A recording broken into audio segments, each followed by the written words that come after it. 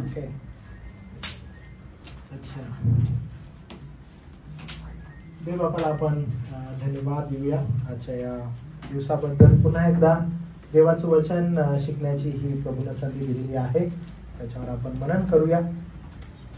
आजचा जो विषय आहे फिलिप्पियरास पत्र याचा 2रा अध्याय आणि वचन 5 पासून पुढं आपण पाहणार आहोत. पण मला तुम्हाला सांगू दे की येणाऱ्या मला वाटते 3 ते 4 संदेश आपले हे या वचन 5 पासून 11 पर्यंत जे आहे त्याच्यावर जाणार आहेत.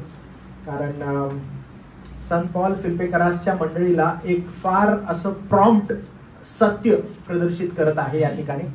आणि विशेष करून जे पवित्र शास्त्रानुसार अध्ययन करून संदेश देतात त्या सर्वांसाठी, ज्याला आपण उलगडात्मक संदेश म्हणतो, त्या सर्वांसाठी हा जो एक शास्त्रभाग आहे, हा शास्त्रभाग अत्यंत मोठ्या प्रमाणात देवाचं प्रभू येशू ख्रिस्तामध्ये असणारं गौरव प्रदर्शित करतो.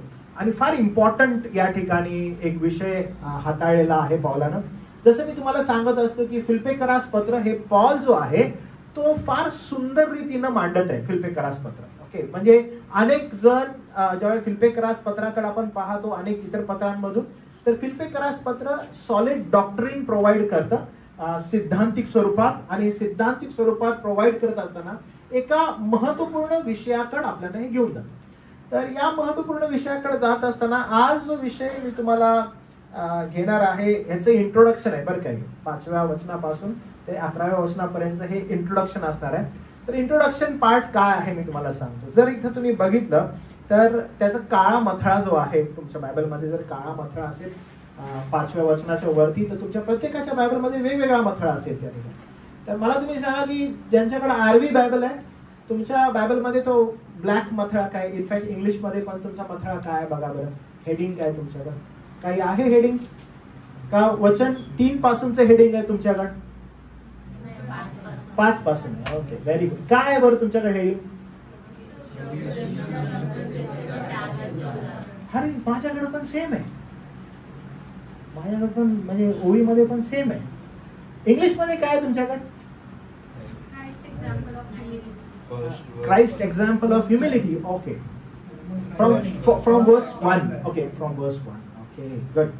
तर ना जर तुम्ही बघितलं, आपण ज्यावेळेस सुरुवात केलेली आहे हा अध्याय 2 घ्यायला, तर आपण पहिली 2 वचनं घेतली आणि त्या 2 वचनामध्ये why unity is so important in Christ church. ख्रिस्ताच्या मंडळीमध्ये ऐक्य असणं हे एवढं का महत्वाचं आहे, आपलं पाचारण ऐक्यासाठी का आहे हे आपण पाहिलं. त्याच्यानंतर आपण खाली आलो की ऐक्य जर आहे तर नो डाऊट ऐक्य जर आहे, ज्याच्यामध्ये युनिटी आहे, त्यांच्यामध्ये मूळ स्वभाव जो पातकी आहे तो पातकी स्वभाव एवढा उफळून येत असतो की त्याच्यामध्ये तट असतात, त्याच्यामध्ये फुटी असतात, त्याच्यामध्ये प्रॉब्लेम्स असतात आणि असे लोक त्याच्यामध्ये मंडळीमध्ये उदयास येतात. तर पहा, ऐक्य आहे, ऍब्सोल्युटली आहे. ऐक्य असायला पाहिजे, हो असायला पाहिजे. पण आपण तेही पाहिलं की पॉल असं म्हणतो ऐक्य जर आहे तर तट पण असणार आणि फुटी पण असणार. मग त्या संदर्भात पॉल शिक्षण देतो की तट आहेत, फुटी आहेत, हे लक्षात घ्या, असं नसायला पाहिजे. त्याची रेमेडी काय, त्याचा उपाय काय, हेही पॉल सांगतो. आणि देन ही कम्स टू वर्स 5. आणि वर्स 5 मध्ये आल्यावर तो असं होतं, असली जी चित्तवृत्ती. ओके, अँड तुमच्या बायबलमध्ये लिहिलं असेल बघा, अँड देअरफॉर असं काहीतरी लिहिलेलं आहे. का बरं असं? अशी जी चित्तवृत्ती किंवा असली जी चित्तवृत्ती प्रभू येशू ख्रिस्ताच्या ठाई होती. आता संपूर्णपणे ज्यावेळेस आपण ह्या शास्त्रभागाकडे पाहतो तर जे कॉन्सन्ट्रेशन आहे ते कॉन्सन्ट्रेशन पॉल काय करत आहे, खेचून आणतो आणि आणून प्रभू येशू ख्रिस्ताच्या चित्तवृत्तीकडे आणतो. आता आज जी आहे, जी ज्याला आपण नम्रता असं म्हणत आहे, तर मी आज तुम्हाला ह्याचं इंट्रोडक्शन करत असताना ह्या संपूर्ण 5व्या अध्यायापासून पुढचं, तर आज मी तुम्हाला समजावून सांगणार आहे की नम्रता काय असते आणि कमीपणा काय असतो. ओके, तर अनेकदा आपण या ठिकाणी कन्फ्यूज होतो. नम्रता एक असते आणि अनेकदा आपल्याला असं वाटतं की नम्रता म्हणजे कमीपणा घेणं, याला नम्रता म्हणतात की कमीपणालाच नम्रतेचं नाव दिलेलं आहे. आणि अनेकदा ख्रिस्ती व्यक्ती जो आहे या द्विध्व मनस्थितीत असतो. एखादा जर समजा ब्रदर आहे, ओके, जो मंडळीमध्ये येतो आणि मंडळीमध्ये आल्यावर स्वतःला एकदम असं, मी कोणच नाही, माझ्यामध्ये काहीच क्षमता नाही, मी खुर्चीवर बसू की नाही मला समजत नाही, मला शक्तीच नाही आहे. आणि कसं आहे, मला काय विचारू नका ब्रदर तुम्ही, मी खूप नम्र आहे. आणि अनेकदा नम्रता सादर करण्याचं आपल्याला असं वाटतं की ती एक प्रकारची कृती आहे, पण एक्झॅक्टली तीच कृती नम्रता सादर करण्याची आहे.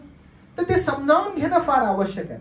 आता इंग्लिशमध्ये मी तुम्हाला सांगतो की नम्रता, ज्याला हंबलनेस असा आपण शब्द आहे, आणि कमीपणा जो आहे तर तो इन्फेरियरिटी कॉम्प्लेक्स आहे. ओके, अनेकांना तो एक कॉम्प्लेक्स असतो आणि त्या कॉम्प्लेक्समध्ये ते राहत असतात. त्यांना असं वाटतं की ह्याला नम्रता म्हणतात. तर आज आपण शास्त्रातून समजून घेऊ नम्रता काय आहे आणि कमीपणा काय आहे. कारण इथं असं लिहिलं आहे की अशी जी चित्तवृत्ती ख्रिस्त येशूच्या ठायी होती तर ती तुमच्या ठायी असो. तर अशी कोणची चित्तवृत्ती आहे जी तुम्हाला आणि मला नम्रतेकडे घेऊन जाते, तर ती आपण समजून घेणं गरजेचं आहे. त्यासाठी मी तुमच्याकडे काही उदाहरणं जी आहेत नम्रते संदर्भात, ती उदाहरणं तुम्हाला देतो, म्हणजे समजाण्यास तुम्हाला जराशी मदत होईल. पवित्र शास्त्रातून आपण काही उदाहरणं घेणार आहोत. तर नम्रता काय आहे आणि कमीपणा काय आहे ते थोडंसं समजावून घेऊया, आणि मग तुम्हाला ही वचनं समजतील 5 पासून पुढे. पण त्या अगोदर मी पुन्हा एकदा ही वचनं वाचतो, म्हणजे आपल्याला विषयाकडे जायला थोडीशी मदत होईल. वचन 5 पासून पुढे.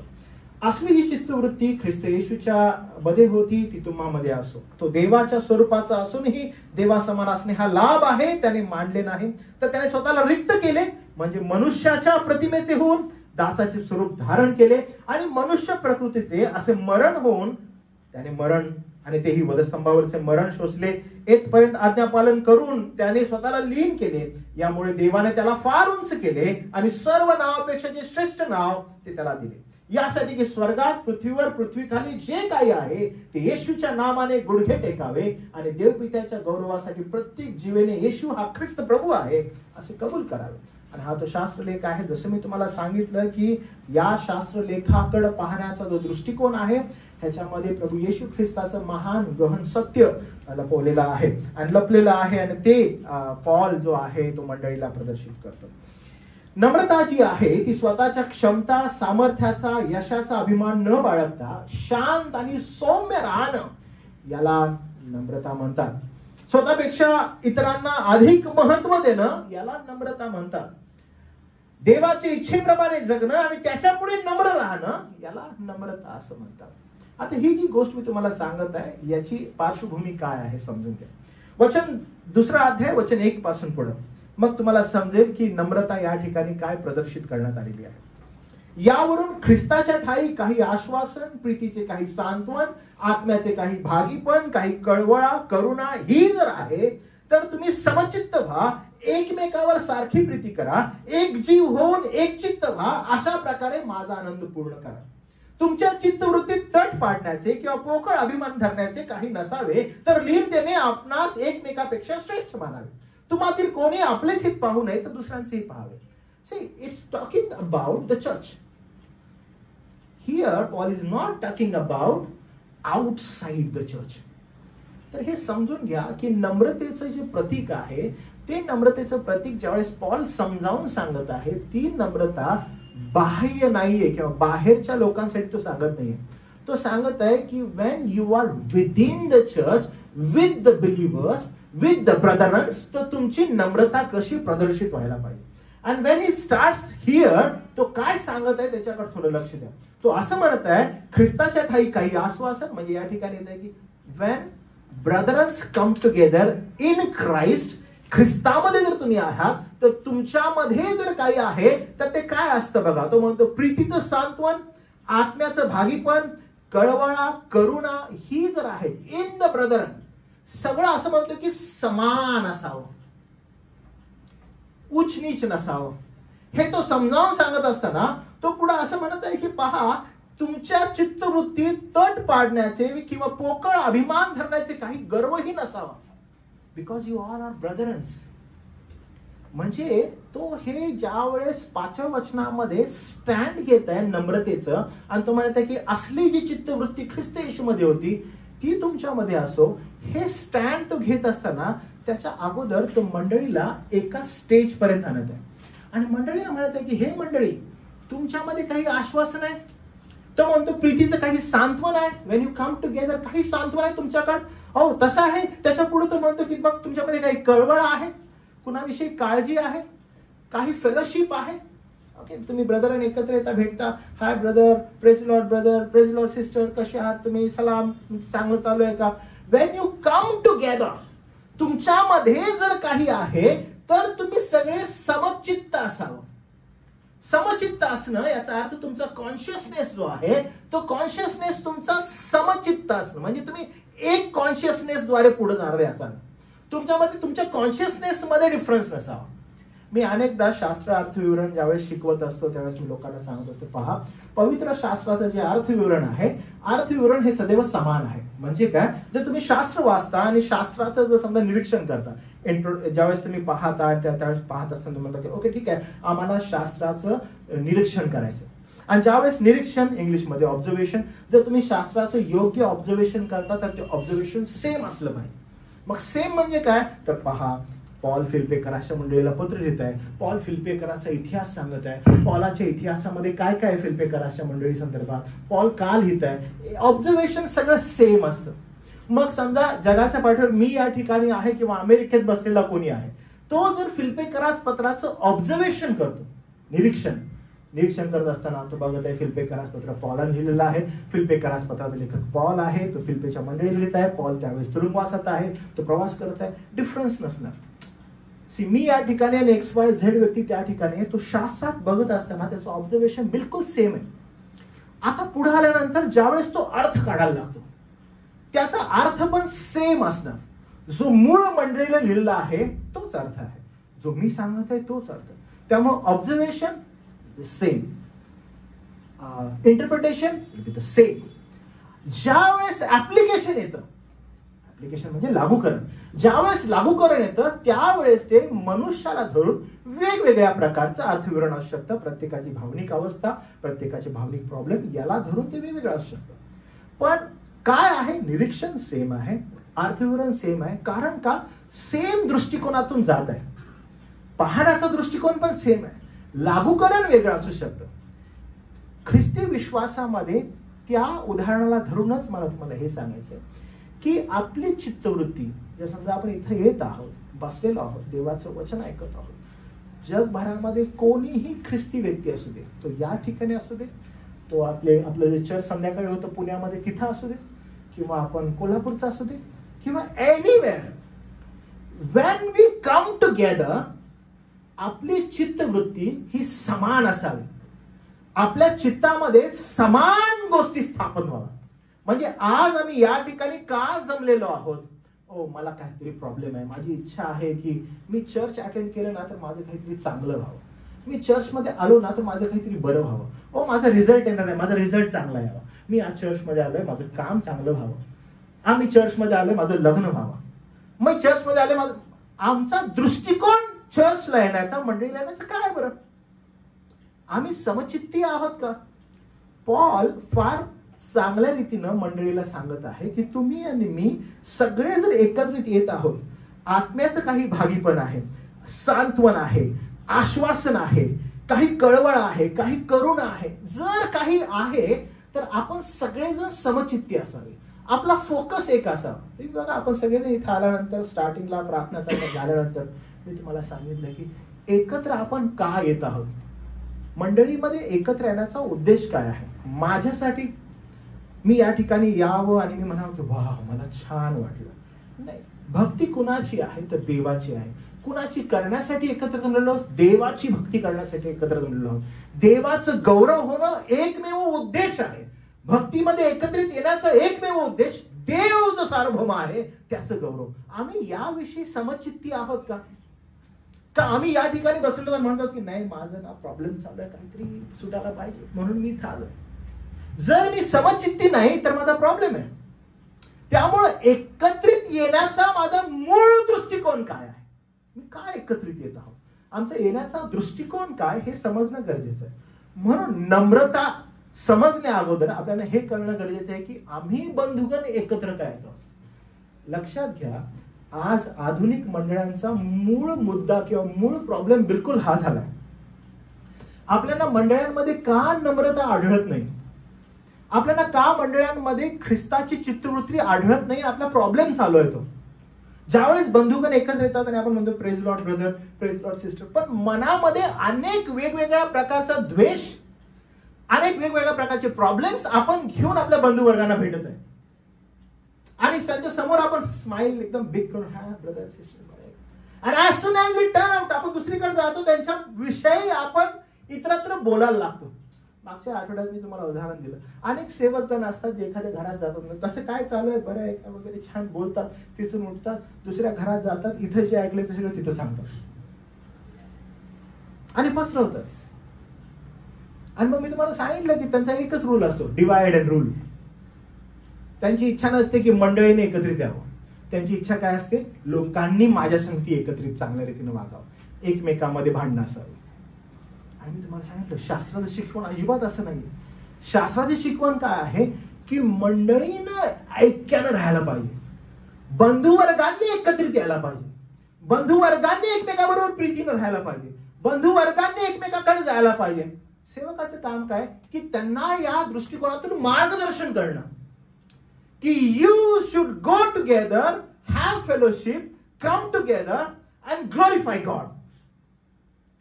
बंधुवर्गांनी ते करणं गरजेचं आहे आणि त्याविषयी समचित्ती असायला पाहिजे, त्या दृष्टिकोनातून चालायला पाहिजे. हा एकमेव दृष्टिकोन आहे. प्रॉब्लेम आज हे होत आहे की हे मूळ माहीत नसल्यामुळं मंडळीमध्ये नम्रता आढळत नाहीये. मंडळीमध्ये नम्रता आढळत नाहीये. मग मंडळीमध्ये तुम्हाला ऍक्टिंग्स आढळतात, ऍक्ट्स आढळतात, कृती आढळतात. छाती बायबल असं छातीला लावायचं आणि चालत यायचं. कोणी चाललं, कसं आहे ब्रदर? ब्रदर खूप चांगलं आहे, नम्र एकदम. हॅलो ब्रदर, आवाज पण बाहेर नाही काढायचा. सिस्टर, म्हणजे हे ऍक्टिंगकडे चाललंय, कृतींकडे चाललंय, दर्शवत आहे, पण अंतःकरणामध्ये पाप दडलेलं आहे. मी तुम्हाला सांगतो, मंडळी कुठंच स्थान नाही पकडणार. आध्यात्मिक वृद्धी कधीच होणार नाही कुणाची. There will be always divisions. कारण नम्रता नाहीये, कारण नम्रता समजली नाहीये. समचित्ती होणं किती आवश्यक आहे हेच समजलं नाहीये. पॉल या शास्त्र भागामध्ये जेव्हा सुरुवात करतो, असली जी चित्तवृत्ती प्रभू येशू ख्रिस्ताच्या ठावी, ज्यावेळेस तो असं म्हणतो ती तुम्हामध्ये असो, तो एक्स्ट्रीम डिमांड करते. बंधू वर्ग हो, तो एक्स्ट्रीम डिमांड करते. त्यामुळं आपण ज्यावेळेस हे सत्य पाहते, आपल्याला हे समजणं गरजेचं आहे की तो स्वतः येशू ख्रिस्त बंधुवर्गांसंदर्भात असताना एक अल्टिमेट उदाहरण देतो. एक अल्टिमेट उदाहरण देतो. तो सांगत आहे की समचित्तवृत्ती असणं म्हणजे काय. आणि म्हणून ते अल्टिमेट उदाहरण काय आहे? फिलिप्पियरास पत्र 2 अध्याय वचन 5 ते 8. आणि हे तो सांगत असताना तो हे दाखवून देतो की तो स्वतः कशा रीतीनं नम्रतेचा पाठ शिकवतो. त्यानं काय केलं माहिती? पॉल या वचनामध्ये असं म्हणतो, तो देवाच्या स्वरूपाचा असूनही देवाच्या स्वरूपाचा असणं हा लाभ आहे मानलं नाही. Exactly what he did. See his act. तो वधस्तंभावर जाण्या अगोदर, शेवटल्या प्रभोजना अगोदर काय करतो? टॉवेल घेतो, स्वतःला गुंडाळतो, जातो शिष्यांच्या समोर आणि बंधुवर्गांचे पाय धुवू लागतो. ही एक्स्ट्रीम असणारी नम्रतेची कृती आहे. ही नम्रतेची कृती ज्यावेळेस तो करतो त्यावेळेस आपण पाहतो की तो शिष्यांचे पाय धुतो. ओके, आपण म्हणतो की ठीक आहे, येशूने धुतले, आम्ही पण धुवायला पाहिजे. येशूने पाय धुतले, चला आपण पण धुवू. म्हणजे एक्झॅक्टली काय करू बरं? कृती करू. ती कृती करून दाखवू की आम्ही तुझे पाय धुतो. अंतःकरणामध्ये द्वेष, अंतःकरणामध्ये अनेक प्रकारचा घाणेरडेपणा, अंतःकरणामध्ये अनेक प्रकारच्या वासना आपल्यामध्ये आणि प्रलोभनं भरलेले आहेत. आशांना घेऊन आपण जावं आणि म्हणावं, हे बंधू मी तुझे पाय धुतो. आणि जसे मी त्याचे पाय धुतो आणि तो टर्न आउट होतो, त्या बंधूविषयी आपल्या मनामध्ये अनेक वेगवेगळ्या प्रकारच्या गोष्टी बोलू लागतो काय मी. See what Christ did. तो देवाच्या स्वरूपाचा असूनही देव असणं हा लाभ आहे त्यानं मानलं नाही. त्यानं दासाचं स्वरूप धारण केलं. त्यानं घेतलं आणि आपल्या शिष्यांचे त्यानं पाय धुतले. त्यानं हे फार महत्वाचं आहे. येशू ख्रिस्त देव होता, पण नम्र होऊन लोकांची सेवा करण्यासाठी तो या पृथ्वीवर आला. एखादा बुद्धिमान मुलगा असतो, स्कॉलर मुलगा, आणि तो स्कॉलर मुलगा जो आहे तो येतो, पेपर लिहायला लागतो, आणि पेपर लिहित असताना तो म्हणतो की मी परीक्षेत पहिला आलो, माझ्यामध्ये ज्ञान आहे, माझ्यामध्ये बुद्धी आहे, आणि पहा मी परीक्षेत पहिला आलो. नाही, तुम्हाला माहित आहे, जर एखादा विश्वासू, नम्र, ज्ञानी मुलगा आहे, बुद्धिमान मुलगा आहे, तर तो त्याच्याकडे असणाऱ्या या गोष्टींसंदर्भात, ज्ञानासंदर्भात गर्व नाही करत. तर तो म्हणतो हे सगळं देवाच्या कृपेनं आणि ज्या शिक्षकांनी मला शिकवलं त्यांच्या मदतीमुळे शक्य झालं. आणि हे नम्रतेचं प्रतीक आहे. तो स्वतःच्या बुद्धीवर आणि ज्ञानावर विश्वास न ठेवता तो त्या गोष्टी संदर्भात देवाला समर्पित होतो. आणि तो म्हणतो हे देवाच्या कृपेनं झालेलं आहे. आणि ह्याच्या उलट दुसरा एक व्यक्ती असतो की तो सतत स्वतःला कमी लेखत असतो किंवा स्वतःवर त्याचा विश्वास नसतो. जो कमीपणा असतो, तो कमीपणा मनुष्यामध्ये कसा येतो की त्याचा स्वतःवरच विश्वास नाही की तो कोण आहे. आणि तो कधी विचारले कसा आहे, तो स्वतःला सदैव कमी लेखत असतो. म्हणजे जगामध्ये बरं का, मंडळीमध्ये असताना, मंडळीमधली गोष्ट सांगत आहे, स्वतःला सदैव कमी लेखत असतो. तो सदैव स्वतःला म्हणत असतो की मी काही करू शकत नाही. स्वतःला कमी लेखत आहे बरं का. मी काही करू शकत नाही, मी अपयशी आहे. म्हणजे त्याला ती क्षमता दिलेली आहे, त्या क्षमतेकडे तो बघत आहे. इनफॅक्ट स्वतःला दोष देत आहे मंडळीमध्ये, ओ मी अपयशी आहे. इतरांच्या तुलनेमध्ये स्वतःला कमी लेखत आहे आणि नकारात्मक दृष्टिकोनातून विचार करत आहे. कधीही त्याला विचारत त्याचा दृष्टिकोन कसा आहे, नकारात्मक. इन्स्टेड देवावर असणारी निर्भरता बाजूला ठेवून तो स्वतः संदर्भात नकारात्मक विचार करत आहे आणि नकारात्मक भूमिकेकडे तो चाललाय. कारण असाच एक व्यक्ती होता पवित्र शास्त्रामध्ये, आणि त्या व्यक्तीकडे मी तुम्हाला घेऊन जातो. उत्पत्तीचा ग्रंथ याचा 4था अध्याय, निर्गमाचा ग्रंथ याचा 4था अध्याय आणि वचन 10 पासून पुढे.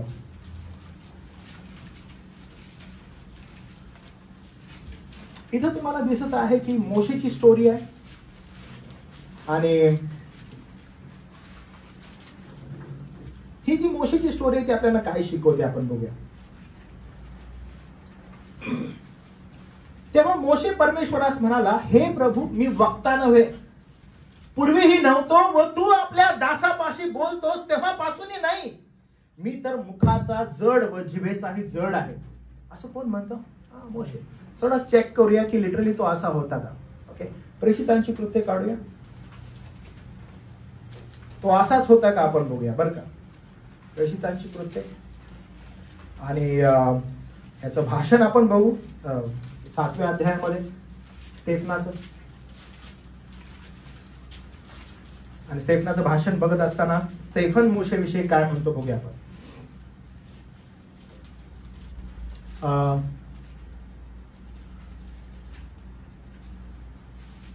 वचन 20 पासून पुढे, 7वा अध्याय वचन 20 पासून पुढे. ओके, वाचा बरं कोणीतरी. त्याच काळात मोशेचा जन्म झाला. तो देवाच्या दृष्टीने अतिशय सुंदर होता. त्याचे पालन पोषण 3 महिनेपर्यंत त्याच्या पित्याच्या घरी झाले. बरोबर. मग त्याला बाहेर टाकून देण्यात आले असता फारोच्या कन्येने त्याला घेऊन आपला पुत्र म्हणून त्यांचे संगोपन केले. मोशेने मिस्री लोकांच्या सर्व विद्यांचे शिक्षण मिळाले. बरोबर. आणि तो भाषणात व कृतीत पराक्रमी होता. तो कसा होता? भाषणात आणि कृतीत कसा होता? ओके, भाषणात म्हणजे त्याच्या बोलण्यामध्ये आणि कृतीमध्ये पराक्रमी. त्याला कसलं शिक्षण मिळालेलं? मिस्री ज्या घरात तो राहत होता त्या घरामध्ये त्याचं सर्व विद्याचं शिक्षण त्याला मिळालं. तो पारंगत होता. त्याच्याविषयी असं म्हणतात त्याचे दिवस पूर्ण भरले, म्हणजे 40 वर्ष ज्यावेळेस तो त्या मिस्राच्या घरी होता, फारोच्या घरी असताना तो ज्ञानी होता. आणि मग त्या ज्ञानामुळे त्याला समजलं की तो कोण आहे, तो इब्री कसा आहे. आणि 40 वर्ष भरल्यानंतर असं म्हटलेलं आहे की त्याला समजलं की त्याच्या इब्राहिमबरोबर कसा छळ होत आहे. पुढं फार सुंदर रीतीनं स्टेफन त्याच्याविषयी सांगतो. पण आपलं जे लक्ष आहे ते वचन 22 कडे. काय लक्ष आहे तो असं म्हणतो तो भाषणात आणि कृतीत पराक्रमी होता. 40 वर्षानंतर आता पुन्हा 40 वर्ष रानामध्ये मेंढर चारतो आणि मग 80 वर्षाचा होतो. 80 वर्षाचा झाल्यावर ज्यावेळेस देव त्याला दर्शन देतो आणि देव त्याला म्हणतो, चल मी तुझ्याद्वारे माझ्या लोकांना मिस्रातून सोडून आणाव्यास उतरवलेलं आहे. मोशे काय करत आहे? मोशे या ठिकाणी परमेश्वरासंगती बोलत असताना त्याची क्षमता, तो जो आहे हे बाजूला सरून नकारात्मक दृष्टिकोनातून परमेश्वराबरोबर बोलत आहे. तो इथपर्यंत बोलत असताना परमेश्वर त्यासाठी अतिशय सुंदर संवाद चालू आहे दोघांचा. तो त्याला सांगत आहे, तो त्याला प्रत्युत्तर करत आहे, तुझं नाव काय सांगू वगैरे असं सगळं बोलतो. इथं आल्यानंतर एक घटना घडत आहे आणि ती घटना काय बघा. मोशे अध्याय 4 निर्गमाचा आणि वचन 10 यामध्ये असं म्हणतो की तेव्हा मोशे परमेश्वरास म्हणाला, हे प्रभू, मी वक्ता नव्हे, पूर्वीही नव्हतो, तू आपल्या दासापाशी बोललास तेव्हापासूनही नाही, मी तर मुखाचा जड व जिभेचा जड आहे. हे असं बोलल्यानंतर परमेश्वर देवा मोशेला प्रत्युत्तर करतो. तेव्हा परमेश्वर त्यास म्हणाला, मनुष्याचे तोंड कोणी केले? कोण करतो? मीच परमेश्वर की नाही? तर आता जा, मी तुझ्या मुखास सहाय्य होईन आणि तू काय बोलावे तुला शिकवेन. तेव्हा तो त्याला म्हणाला, हे प्रभू, तुझ्या मर्जीस येईल त्याच्या हस्ते त्या संदेश पाठव. तो पूर्णतः नकारात्मक दृष्टिकोनातून परमेश्वराबरोबर संभाषण करत आहे. परमेश्वर जेव्हा त्याला अप्रोच करत आहे, परमेश्वर जेव्हा त्यासाठी बोलत आहे, त्याची नकारात्मकता तो त्या ठिकाणी मांडत आहे. आणि यावेळेस परमेश्वर त्याला असं म्हणत आहे, मग मोशेवर परमेश्वराचा राग भडकला. ज्या वेळेस तुम्ही आणि मी आहोत, आज बघा प्रमाण किती वाढत आहे. मला माहित नाही आपल्या मंडळीमध्ये जे आहेत, ख्रिस्ती मंडळांमध्ये पण हे प्रमाण वाढत आहे, विशेष करून तरुणांमध्ये. तरुण जे आहेत ते मूळतः नकारात्मक दृष्टिकोनातून खूप जास्त विचार करत आहेत. माझ्यामध्ये क्षमताच नाही, मी हे करूच नाही शकत. का? स्वतःवर असणारा भरोसा, स्वतःवर असणारे विचार या ठिकाणी अभिवचन खुद्द मोशे देत आहे. आणि मोशेला देव म्हणत आहे, हे मोशे, खास सांगतो, मी तुझ बरोबर असेन, मी तुझ्या बरोबर असेन असं बोलूनही त्याची नकारात्मकता जी आहे ती आपल्याला उफळून आलेली दिसते. नाहक काही जण स्वतःला त्या नकारात्मक दृष्टिकोनामध्ये टाकत असतात. प्रियांनो, नम्रता आणि कमीपणा ह्याच्यामध्ये फार डिफरन्स आहे. तो इन्फेरियरिटी कॉम्प्लेक्स जो आहे ना, तो फार डेंजर आहे. अनेक जण त्याच्यामध्ये जात आहेत आणि स्वतःला त्या शेलमध्ये बंद करत आहेत.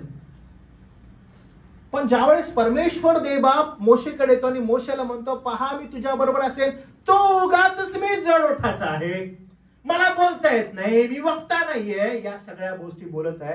परमेश्वर देवबाप त्या ठिकाणी त्याच्यावर रागावतो आणि त्याला म्हणतो, तुझा भाऊ जो आहे ना, तो तुझ्याकडे येतोय, तो तुझ्याकडे बोलेल. पण जर तुम्ही पुन्हा एकदा मोशेचं जीवन बघितलं, फक्त एकदाच अहरोन त्याच्या करवी बोलतो. बाकीची सगळी संभाषणं जी आहेत ती खुद्द मोशे फारो बरोबर करतो. त्याच्यानंतर आपण त्याचं जीवन पाहतो. जेव्हा तो तयार होतो तेव्हा त्याला कळतं की कशा रीतीनं एक विश्वासणारा म्हणून मला देवाच्या वचनावर अवलंबून राहायचं आहे. पण तिथून पुढे मोशेला जेव्हा कधी प्रश्न उपस्थित झाले तेव्हा त्यानं काय केलं माहितीये का? त्यानं स्वतःच्या बुद्धीवर आणि ज्ञानावर विश्वास न ठेवता तो म्हणाला, थोडंसं थांबा. तो परमेश्वराजवळ जायचा, विचारायचा आणि परमेश्वर जे त्याला बोलायचा ते तो येऊन सांगायचा. त्याची लिडरशिप आजही अद्भुत रीतीनं असं म्हणतो आपण की वर्शिप करण्यात येते यहुदी विचारसरणीमध्ये. That kind of leadership he has. त्याच्या प्रकारचं नेतृत्व त्याचं होतं. नकारात्मकता जी आहे ती तुम्हाला कमीपणाकडे घेऊन जाते. That is very danger. आणि त्यामुळं लक्षात घेणं आवश्यक आहे की जेव्हा मोशेला इस्रायलाच्या मुक्ततेसाठी काम करावंच म्हटलं, तो डायरेक्टली म्हणला मी करू शकत नाही, आणि प्रभुदेव आपण त्या ठिकाणी त्याला ताडना करून त्याला तयार केलं. आणि ज्यावेळेस तो तयार झाला, त्याची सकारात्मकता आणि त्याच्यानंतर असणारा त्याचा जो नम्रपणा आहे तो आपल्याला दिसतो. आणि तो नम्रपणा मनुष्यासमोर नव्हे, तर त्याचा नम्रपणा आपण वारंवार परमेश्वरासमोर पाहतो की एव्हरी टाइम त्यानं काय केलं, तो काही प्रश्न असेल परमेश्वराकडे जातो आणि येऊन विचारणा करतो आणि लोकांना सांगतो. त्याची नम्रता आपल्याला त्या ठिकाणी दिसते. नम्रता म्हणजे स्वतःच्या क्षमतेची जाणीव असणं, पण गर्व न बाळगणं. स्वतःची क्षमता काय माहित आहे मला, पण त्याच्याविषयी गर्व अरे कधीच नाही. एक चांगला क्रिकेटपटू असतो, क्रिकेट खेळणारा, IPL चालू आहे आता, चांगला क्रिकेटपटू आहे.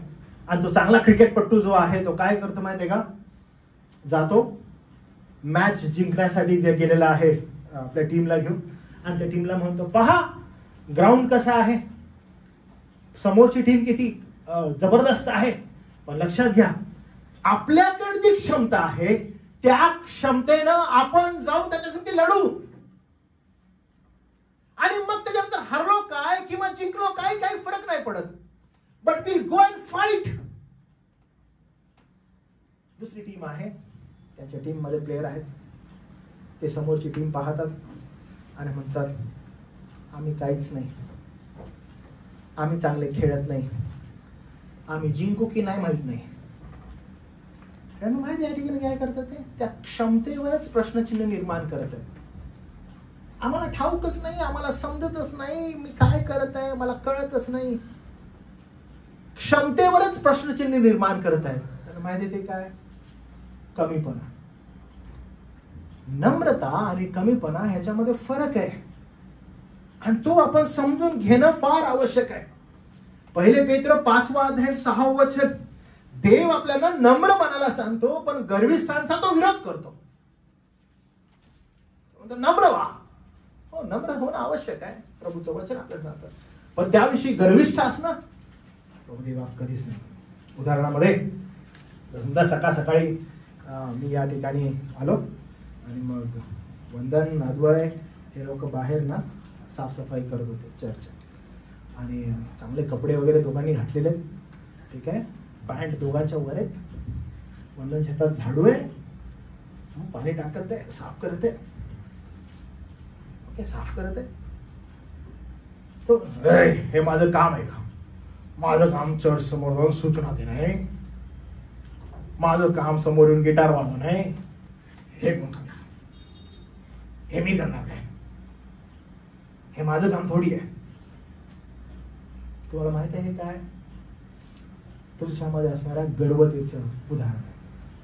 But if you humble in front of God's people, देवाच्या लोकांसमोर,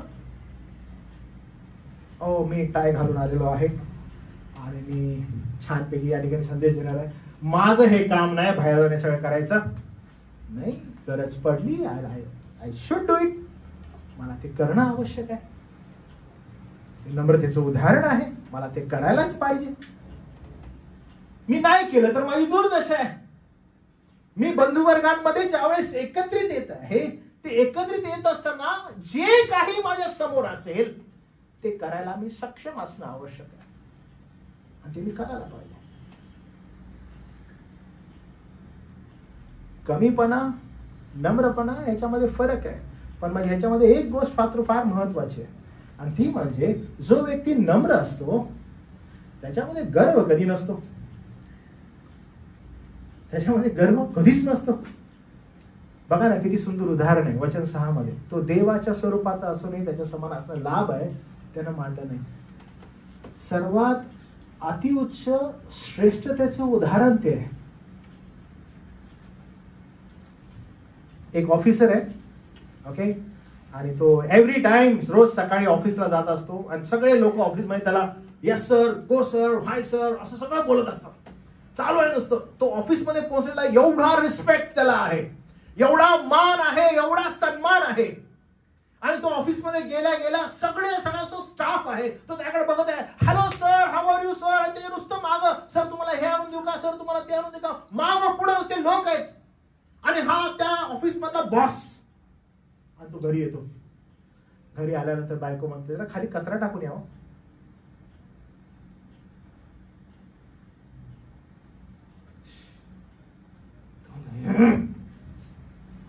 तुला माहित आहे का घरी माझं ऑफिस मध्ये काय माझं काम?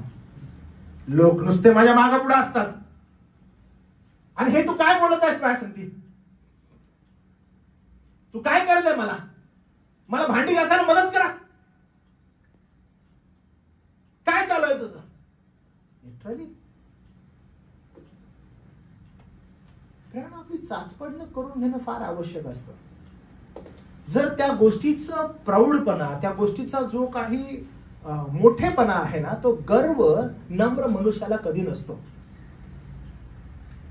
जो नम्र आहे त्याला ज्ञात आहे की तो काय करत आहे, आणि त्यामुळे जो नम्र आहे तो कधी गर्विष्ठ नसतो. तो गर्वाने कधी फुगून जात नाही. बट इन अदर साइड जो दुसरा असतो, जो कमीपणा घेतो, त्याला कधीही बघितलं तर तो स्वतःच्या क्षमतेसंदर्भातच प्रश्नचिन्ह निर्माण करून असतो. कारण नम्रतेची फार सुंदर उदाहरण आहे. त्याच्याजवळ गर्व नव्हता. प्रभू येशू ख्रिस्त योहाना रचित जो शुभवर्तमान आहे 13वा अध्याय वचन 12 पासून पुढे, त्यानं अल्टिमेट उदाहरण दिलं नम्रतेचं. आणि तो वधस्तंभाला जाऊन मरण पावला आणि त्यानं फार मोठं स्थान नम्रतेचं त्या ठिकाणी केलं.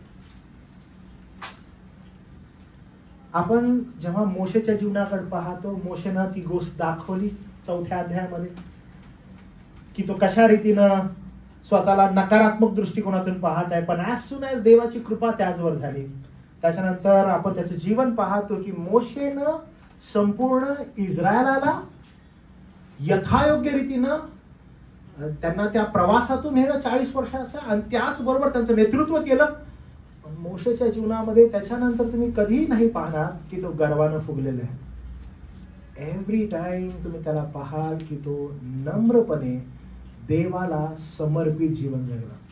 वारंवार त्याने इस्रायल लोकांना हे प्रश्न विचारले. इतकंच काय की ज्यावेळेस प्रभूनं त्याला म्हणाला की या सगळ्यांचा मी नाश या रानात करतो, तुझ्यापासून संतती निर्माण करतो, आणि मोशेनं त्या ठिकाणीही एक फार सुंदर नम्रतेचं उदाहरण दिलं. आणि तो म्हणाला की प्रभू असं न हो. कारण आपण त्याच बरोबर पुढे जातो आणि दावीद राजाला पाहतो. आणि दावीद राजा 2 शमूएल 7वा अध्याय 18 वचनात असं म्हणतो की मी कोण की तू मला एवढा मोठा मान आणि सन्मान दिलेला आहेस देवा. दावीद राजानं हे देवासमोर फार मोठं नम्रतेचं उदाहरण प्रस्थापित केलं. महान राजा, आणि तो महान राजा स्वतःच्या क्षमतेवर नाही तर परमेश्वरासमोर उपडा पडून तो म्हणतो की तू मला एवढा सन्मान द्यावा. योहान 3रा अध्याय 30वा वचन, याच्यामध्ये खुद्द योहान बाप्तिस्मा करणारा तोही अतिउच्च नम्रतेचं उदाहरण प्रदर्शित करतो. आणि तो म्हणतो की तो वाढला पाहिजे. कोण? प्रभू येशू ख्रिस्त वाढला पाहिजे आणि मी कमी व्हायला पाहिजे.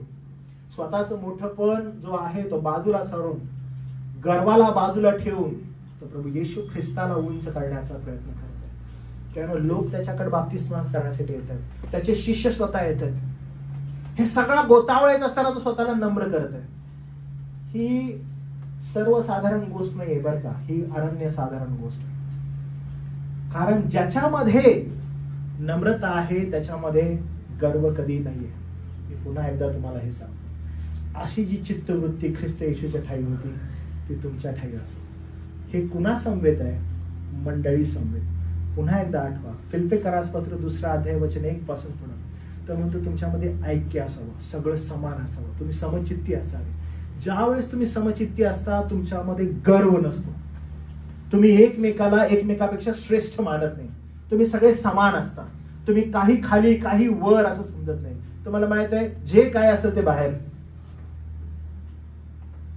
एकदा मी आपल्या चर्चमध्ये, आपल्या इथं नव्हतं ज्यावेळेस आपण त्या हॉलमध्ये होतो, मी तुम्हाला ते उदाहरण सांगितलेलं. कोणी हेलेनी, कोणी यहुदी, ख्रिस्ती, कोणी दास, कोणी दासी, आणि मग कोणी मोठा अधिकारी किंवा कोण छोटा अधिकारी, असं काही नाही. मंडळीमध्ये ज्यावेळेस आपण एकत्रित येतो, मंडळीमध्ये आल्यावर वी सिट टुगेदर. ह्याच्यामध्ये तुम्ही जर एक प्रतिष्ठित व्यक्ती आहात आणि तुमच्या घरामध्ये काम करणारी एखादी स्त्री आहे, जेव्हा तुम्ही मंडळीत येता तुम्ही एकाच ठिकाणी येऊन बसता. जी गीतं तुम्ही गाता ती गीतच तिनं गायला पाहिजे. जी प्रार्थना तुम्ही करता ती प्रार्थना तिनंच केली पाहिजे. काही डिफरन्स आहे का याच्यामध्ये? बिलकुल नाही. मंडळांमध्ये ज्या वेळेस अशा गोष्टींना वाव देण्यात येतो, नम्रता निघून जाते. का? कारण तुमचं चित्त समान नसतं. तुम्ही आपल्या बंधू वर्गाकडे समान दृष्टिकोनातून पाहत नाही. तुम्ही त्यांच्यावर तशी प्रीती करत नाही जशी ख्रिस्तानं तुमच्यावर केलेली आहे. आणि हा सगळ्यात मोठा डिफरन्स होतो. आणि मग मी तुम्हाला सांगितलं, हा डिफरन्स आला तर ऍक्टिंग चालू होते मंडळांमध्ये. मग नम्रतेचं ढोंग चालू होतं मंडळांमध्ये. मग कारण का? अहो मूळच ठाऊक नाही आम्ही एकत्र का जमत आहोत. आम्हाला समजतच नाही आमचा एकत्र येण्याचा उद्देश काय आहे. आणि तो माहित नसल्यामुळं आम्ही नुसतं भटकत आहोत मंडळांमध्ये. आमची अवस्था बिकट होत आहे कारण आम्ही समचित्ती नाहीये. आमचं एकत्रित येण्याचा उद्देशच आम्हाला समजत नाहीये. आणि मग ह्याच्यामध्ये काय होत आहे? ह्याच्यामध्ये फार मोठा गोंधळ निर्माण होत आहे. एक तर नम्रतेचं सोंग घेणारे गर्विष्ठ लोक मंडळांमध्ये येत आहेत, किंवा दुसरी बाजू अशी होते की मंडळीमध्ये कमीपणाचं आच्छादन केलेले, मास्क घातलेले लोक मंडळांमध्ये आहेत. आणि मग मंडळांमध्ये तुम्हाला असं ऐकायला मिळतं, मला कधी असं वाटलं की मी आत्महत्याच करावी. मंडळांमध्ये असे लोक निर्माण होतील की अहो आम्हाला काही समजतच नाही, आम्ही काय करावं. आम्हाला वाटलं की मी आत्महत्या करावी. आणि मंडळांमधील लोक आत्महत्या करत आहेत. कारण का? कमीपणा. त्यांना असं वाटत आहे की नकारात्मक दृष्टिकोनातून विचार केल्यानं आम्ही नम्रतेचं सोंग घेऊ शकतो. ज्या वेळेस मोशेनं 4 अध्याय वचन 10 ते 13 मध्ये आपण पाहतो की त्यानं त्याला उत्तर दिलं की मी बोलू शकत नाही, मी लायक नाही. देवापण त्या ठिकाणी त्याचवर ताडण केलं, त्याला राग केला. गिदोन जो आहे, शास्ते 6 अध्याय 15 वचन, देवानं त्याला योद्धा म्हणून निवडलं, शास्ता म्हणून गिदोनाला निवडलं. गिदोनानं काय केलं? गिदोन म्हणाला मी सगळ्यात कमजोर आहे देवा. देव त्याला निवडतो आणि म्हणतो अरे तुला योद्धा म्हणून निवडत आहे. तो म्हणतो मी कमजोर आहे. परमेश्वरानं त्याला धैर्य दिलं आणि त्याचा कमीपणा त्याला दाखवला की तू कमीपणाने विचार करत आहे. त्याच्या विचारांमध्ये बदल झाला आणि गिदोन फार मोठा एक देवाचा सेवक म्हणून झालेला आपण पाहतो. पण ते शाऊलाला जमलं नाही. शाऊलानं काय केलं माहितीये का? जेव्हा शाऊलाला निवडलं राजा म्हणून, पहिला राजा म्हणून, तेव्हा शाऊल जो आहे तो निघाला आणि लपून बसला. म्हटलं माझी क्षमताच नाही, माझी लायकीच नाही. तो हे नाही म्हणाला बरं का की मी एवढ्या महान देवाच्या लोकांचं प्रतिनिधित्व कसं करू. ही गोष्ट दावीद बोलला, हे देवा माझी काय योग्यता की तू माझी निवड करावी, तुझ्या महान लोकांची सेवा करण्याची संधी तुम्हाला द्यावी. हे नम्रतेचं प्रतीक आहे देवासमोर येत असताना. पण हा काय करत आहे, अरे मी तसा नाही, मी हे करू शकत नाही. त्याला वाटलं मी योग्य नाही, पण देवाने त्याला योग्य केलं. आपण त्याच्यानंतर पाहतो की ज्या वेळेस त्याला देवाचा आत्मा सोडून गेला, त्याची जी रियालिटी आहे ती आपल्याला शॉलाची दिसते. आणि शॉल फार मोठ्या प्रमाणात जे गौरव आहे ते गौरव तो स्वतः घेऊ लागला अनेक गोष्टींचा. माझ्यामुळं मी केलेलं आहे या गोष्टी त्यात समोर येऊ लागल्या. कारण हे फार आवश्यक आहे की नकारात्मकता जी आहे ती नकारात्मकता अनेकदा ज्या वेळेस तुम्हाला कळते की नाही तुम्ही सक्षम आहात असं वाटतं, ते गर्वामध्ये कधी ट्रान्सफर होतं आपल्याला कळत नाही. इस्रायल लोक जे आहेत ते गणनाचं पुस्तक याचा 13वा अध्याय वचन 31 पासून पुढे जेव्हा ते लोक कनानी लोकांना पाहतात, ते कनानी लोकांना पाहिल्या ते काय म्हणू लागतात माहिती का? आपण त्यांच्या समोर टोळ्यासारखे आहोत, आपण त्याच्यासमोर टिकाव धरणार नाही. ते हे विसरून गेले की त्यांना बाहेर काढणारा देव होता, त्यांच्या समोर चालणारा देव होता, समुद्र दुभागणारा देव होता, त्यांना पुढे घेऊन जाणारा देव होता, अग्निस्तंभामध्ये देव होता, मेघस्तंभामध्ये देव होता. जेव्हा ते लोकांना पाहतात हे सर्व ते विसरून जातात आणि ते म्हणतात अरे ते इतके धिप्पाड आहेत त्यांच्या समोर आपण टोळ्यासारखे आहोत. आणि लक्षात घ्या, त्याने त्यांचा कमीपणा जो आहे तो प्रदर्शित केला. त्याची काहीच आवश्यकता नव्हती. नम्रता आणि नम्रतेने राहणारे लोक देवाला आवडतात, पण स्वतःला कमी लेखणारे लोक देवाला आवडत नाहीत. जर तुमच्यामध्ये नम्रता आहे तर तुमच्यामध्ये कधी गर्व नसावा. तुम्हाला हे चित्र कुठून आढळतं? खुद्द प्रभू येशू ख्रिस्त, की तो महान देव, देवाचा पुत्र, तो या पृथ्वीवर आला. देवाच्या स्वरूपाचा असून त्यानं देवाच्या स्वरूपाचा असणं लाभ आहे हे त्यानं मानलं नाही, त्यानं स्वतःला रिक्त केलं. नम्रता म्हणजे देवाच्या इच्छेप्रमाणे झुकणे, पण कमीपणा म्हणजे स्वतःला लायक न समजणं. फार आवश्यक आहे. देव ज्यावेळेस तुम्हाला निवडतो, देवानं ज्यावेळेस तुम्हाला वेगळं केलेलं आहे, यू आर वर्दी. तुम्ही वर्दी आहात, तुम्ही लायक आहात जेव्हा देव तुम्हाला निवडतो. म्हणून ज्यावेळेस देवानं तुम्हाला निवडलेलं आहे, देवाचे लोक म्हणून ज्यावेळेस तुम्ही एकत्र येतात, त्यावेळेस तुम्ही वर्दी आहात. स्वतःला नकारात्मक दृष्टिकोनातून वागवू नका किंवा तसं प्रदर्शित करू नका. इनफॅक्ट हे लक्षात घ्या की देव वचन असं म्हणतो, तो नम्र जनांना उंच करतो. तो नम्र जनांना उंच करतो. जेव्हा आपण त्याला सादर होतो, बी हंबल. जेव्हा आपण त्याला सादर होतो, त्याच्या नावामध्ये जे काही आहे त्या दृष्टिकोनातून ज्यावेळेस आपण एकत्र येतो, बी हंबल. आणि म्हणून फिलिप्पियरास पत्रामध्ये पॉल ती गोष्ट मंडळीला सांगतो, दाखवून देतो आणि म्हणतो, ख्रिस्ताच्या ठाई काही आश्वासन, म्हणजे तुम्ही येशू ख्रिस्ताच्या नावात जर एकत्र येता आणि काही जर आश्वासन आहे, काही प्रॉमिस आहे, काही प्रॉमिसिंग वाटत आहे, तो म्हणतो जर काही प्रीती आहे, त्याचं सांत्वन आहे, लव्ह आणि अफेक्शन आहे तुमच्यामध्ये, काय जबरदस्त आहे बघा. काही आश्वासन ख्रिस्ताच्या नावामध्ये, प्रीतीचं सांत्वन, आत्म्याचं काही भागीपण, आत्म्याचं काही भागीपण. मी तुम्हाला एक उदाहरण देतो, हे फार महत्वाचं. मी 7वी 8वीत असताना हॉटेलमध्ये काम करायचो आणि स्वतःचा जो खर्च आहे तो खर्च मी भागवायचो आमच्या गावामध्ये. तिथे एक चिनार हॉटेल होतं. मी जेव्हा कधी जातो माझ्या मुलांना मी ते हॉटेल दाखवतो की मी ह्या हॉटेलमध्ये काम केलं. तर ते टेबल साफ करतात ना, ते मी काम करायचो आणि मला त्या ठिकाणी त्यावेळेस 400 रुपये द्यायचे महिन्याचे. तर मी 400 रुपयामध्ये ते टेबल वगैरे साफ करायचं आणि माझं जे काही खर्च आहे तो मी स्कूलचा वगैरे करायचो. तर ते करत असताना वेटर्सचं काम काय असतं मी तुम्हाला सांगतो. वेटर असतो जो ऑर्डर्स घेतो आणि ऑर्डर्स घेतल्यानंतर तो चांगलं सर्व करतो लोकांना, आणि सर्व केल्यानंतर जे जेवण खाणारे लोक आहेत ते त्याला टिप देतात. आणि मग तुम्ही हॉटेलमध्ये जाता, तुम्हाला माहित आहे की टिप तुम्ही कधी देता? ज्यावेळेस सर्व्हिस तुम्हाला चांगली मिळते तुम्ही काय करता? टिप देता. मग सर्व्हिस चांगली करणारा वेटर काय करतो की त्याच्याकडे जी टिप येते ती तो वाटत असतो, त्याचा जो बॉय असतो त्याला. तर मी बॉय असायचो. तर मी वेटर्सला खूप असं जवळून बघितलं की ते कसे असतात. तर वेटर्समध्ये खूप डिफरन्स असतो. तुम्ही पण जाणीव केली असेल, कधी हॉटेलमध्ये गेला असेल, बसला असेल, तुम्हाला समजलं असेल की जर समजा एखादा वेटर आहे, तो येतो छान असा एकदम तयार झालेला आहे, तो येतो आणि स्माइल करतो आणि म्हणतो, मी तुम्हाला कसं सर्व करू सांगा, तुम्हाला काय हवं आहे ऑर्डर, आमच्याकडे हे चांगलं आहे वगैरे असं बोलतो. तुम्ही मग म्हणता आम्हाला काही सजेस्ट कर, मग तुम्ही त्याला तो तुम्हाला सजेस्ट करतो. तुम्ही म्हणता वाव काय सजेस्ट केलेलं आहे हे आण.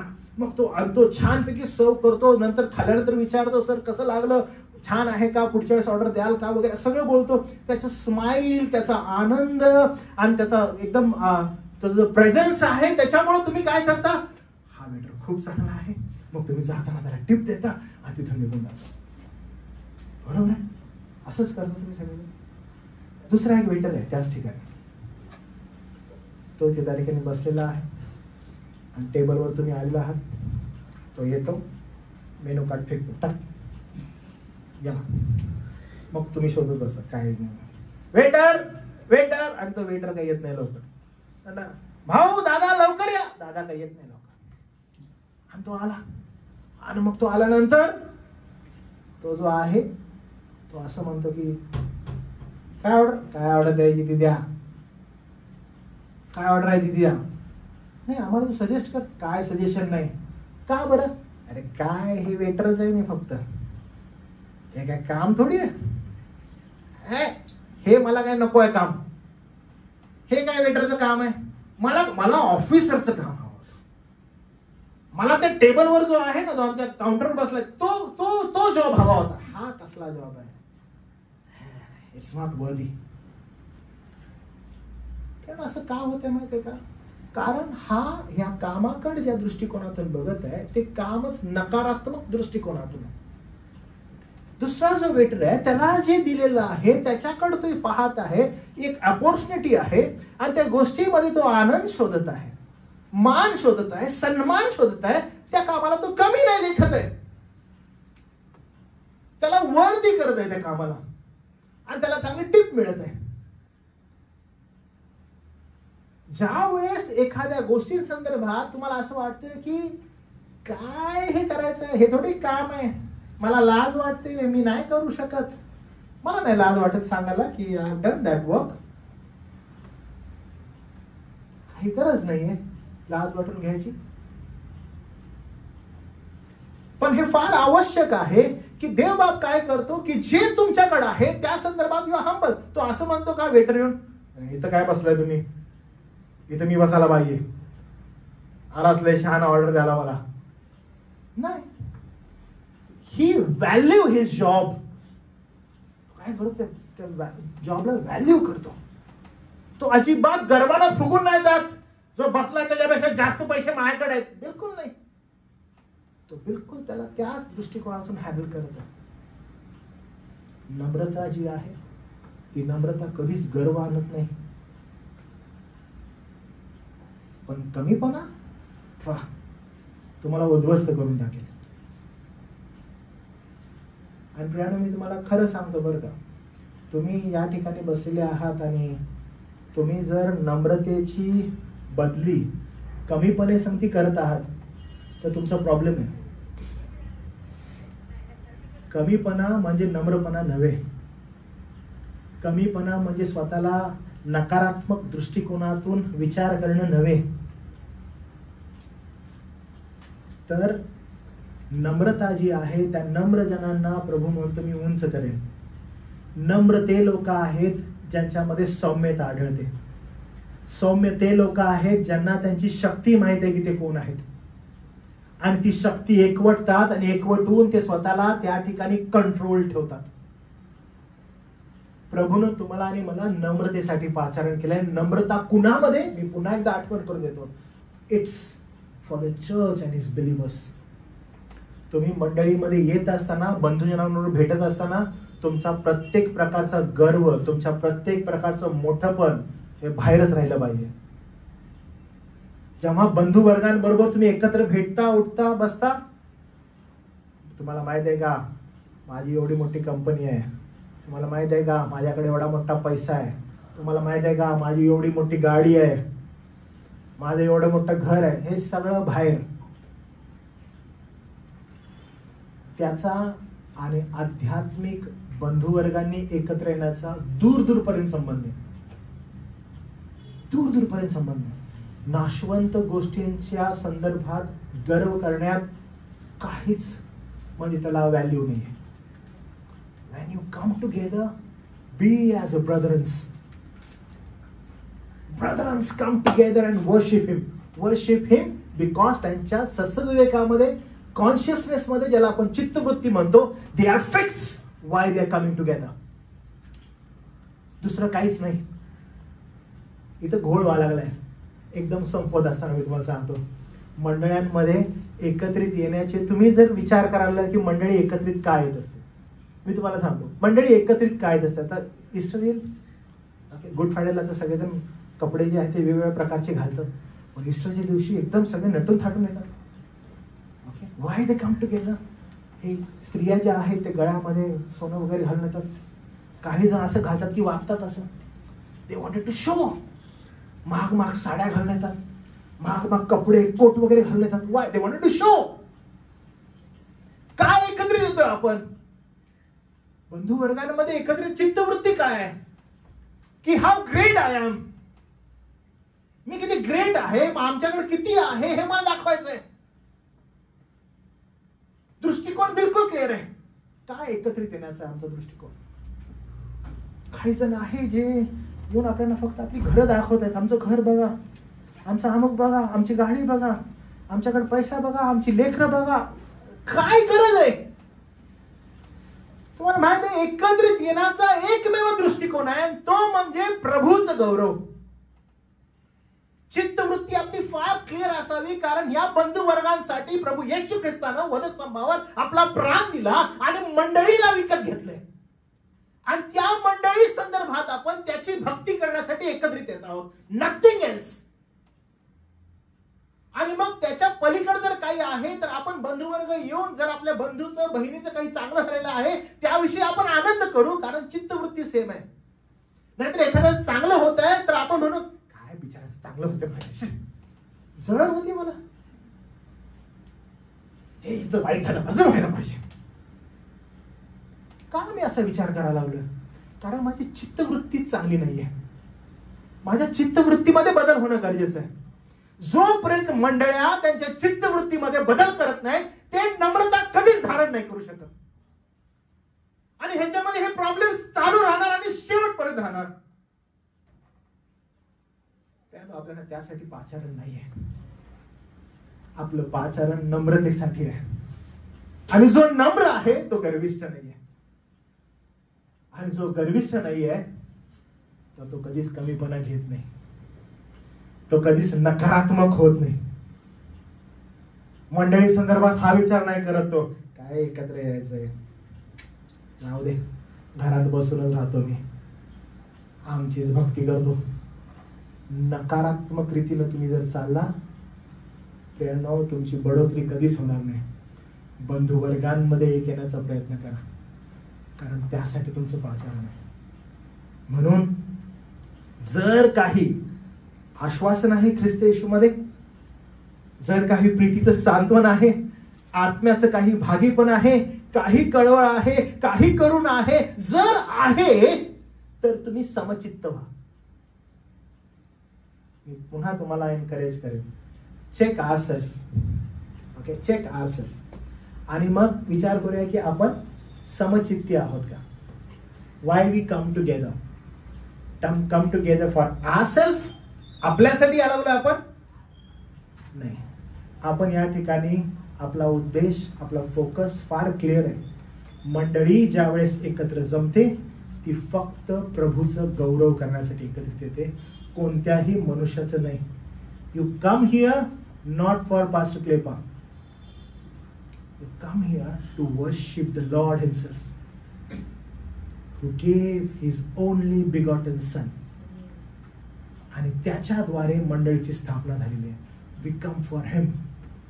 आणि या चित्तवृत्तीमध्ये जर आपण आहोत तर लक्षात घ्या, इथं आल्यानंतर आपण हे कधी नाही म्हणणार ओ हे करायचं आहे, that's not my work, this is not my work, हे तर त्यांचं काम आहे, हे तर XYZचं काम आहे, मी हे का करू.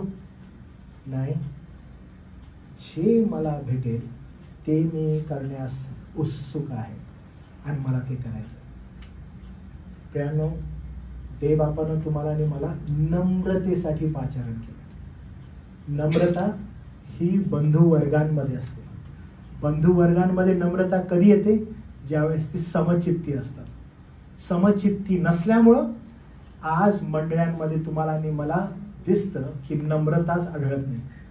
नम्रता न आढळल्यामुळं आज मंडळांमध्ये ऍक्टिंग्स चालू आहेत आणि लोक नम्रतेचं सोंग घेत आहेत, पण ती नम्रता कमीपणा कशी बनत आहे हेच त्यांना कळत नाही.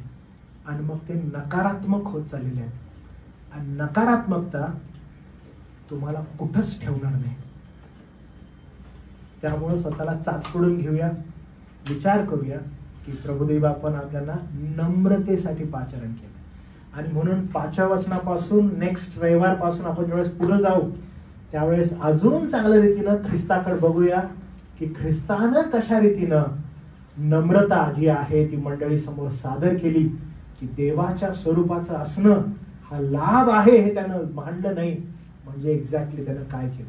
मग ह्याच्यामध्ये योहानाचं शुभवर्तमान 1 अध्याय वचन 1 पासून 14 पर्यंत हे आपण पाहूया. त्याच्यानंतर आपण इब्री लोकास पत्र याचा 1 अध्याय 1 ते 4 आपण पाहूया, यासाठी की प्रभू येशू ख्रिस्त हा देव असता मानव रूप धारण करणं हे नेमकं कसं शक्य झालं हे आपण पडताळून करून घेऊया.